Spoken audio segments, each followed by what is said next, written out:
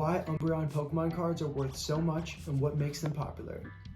As someone who grew up with the franchise, I saw firsthand how new evolutions like Umbreon captivated the fandom. So I truly believe that the number one reason why Umbreon is so popular is because of its cultural significance to Pokemon history and how we got to experience Pokemon as it grew with us. First off, Umbreon is one of the most mysterious and beloved members of the Evolution family. With its sleek, glowing design and powerful presence, it's no wonder that Umbreon has captured the hearts of Pokemon fans around the world. But there's more to this dark moonlit Pokemon than just its looks. In today's video, we're diving into why Umbreon has become a fan favorite and why Pokemon cards are some of the most expensive on the market. Umbreon cards are highly sought after. You can go ahead and notice these two on the side here. We got the Moonbreon card and the new Prismatic Evolutions Umbreon.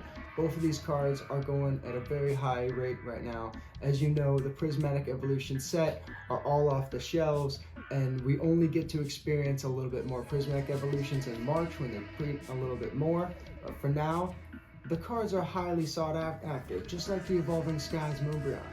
So if you got your hands on one, I would highly cherish it. Or sell it or get it graded. Do whatever you gotta do. Just keep it going, keep it flowing. The good vibes are gonna come back to you. You know, it's sometimes you don't want to keep all the cards to yourself. It's good to let it keep going. Anyway, growing up and evolving with Pokemon along with the franchise's development and success since I was young. Born in the 90s and experienced the Pokemon craze, starting my journey with my very own Pokemon Yellow, I remember how the three Eevee evolutions, Vaporeon, Jolteon, and Flareon were. At the time, Vaporeon actually was my favorite Pokemon, with stunning design like the Cat of Poseidon. This half sea monster, half kitten, was the diamond amongst rocks, and often found on many trainers' teams as one of the most reliable water-type Pokemon. Vaporeon soaked up all the limelight. However, when Gold and Silver were introduced, Pokemon fans had a new star on the scene. It's now the new millennium.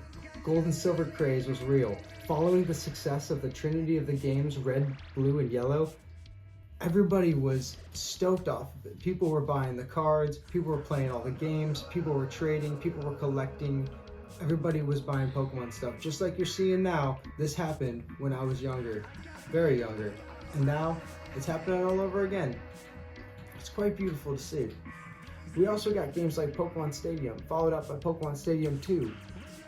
Like you're seeing right now, it's going to keep happening. Apparently it happens every generation. The new Pokemon games Silver and Gold are out now, Silver being my second Pokemon adventure to call my own. The new games introduce many new features, including a full spectrum of color compared to the previous games being incredibly limited on color options. The original Red and Blue games were even in black and white before Game Boy Color was introduced, and that only had two-tone colorations for Red and Blue. This made the game seem so much more real and inviting. They introduced Pokemon Eggs and a new evolution method that required you to bond with your Pokemon along with two new types, Dark and Steel. Adding additional mystery to Umbreon, to obtain one, you had to utilize the new day and nighttime feature that gave the new game's color, but also depth. That being said, Nintendo tops it off by blessing us with not one, but two forms of Eevee that can turn into either Espeon or Umbreon. I remember when me and my best friend saw these new Pokemon, they instantly became our new favorites. My best friend's favorite was a Psychic type Espeon, while Umbreon is, to me, found to be one of the coolest Pokemon I saw at the time. Instantly, Umbreon became my new favorite Pokemon. It's actually really hard to get Umbreon or Espeon, because you have to evolve your Eevee at nighttime with a high bond recognized in the game. You get Umbreon, and if you evolve it at day, you would get Espeon, creating more of a challenge to get one. Creating more of a challenge. My cat wanted to join us. So anyway, you had to actually evolve your Eevee at nighttime with the friendship all the way maxed to get Umbreon, creating an extra challenge than your standard level up. Espeon and Umbreon still to this day take the cake as the best Eevee evolutions in my book. But for now, let's focus on Umbreon. Not only did we get a new Eevee evolution, we got a total badass. Umbreon's connection to the night and being a dark type that you have to get through bonding with Eevee in the game? Come on now. This Pokemon was on everybody's list of favorites. The combination of the hype Pokemon built up from the success of the first generation was in full force, and the second generation needed a new mascot. But this time, it's not a legendary like Mewtwo.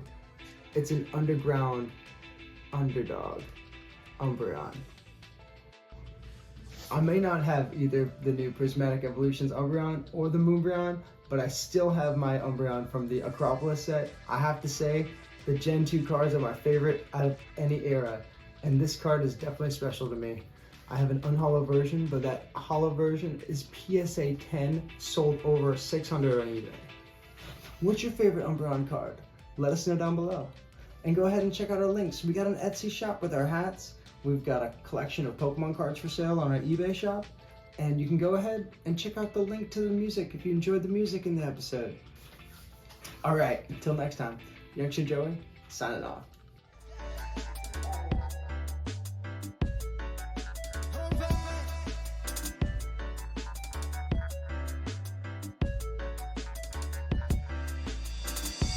Don't choose your way.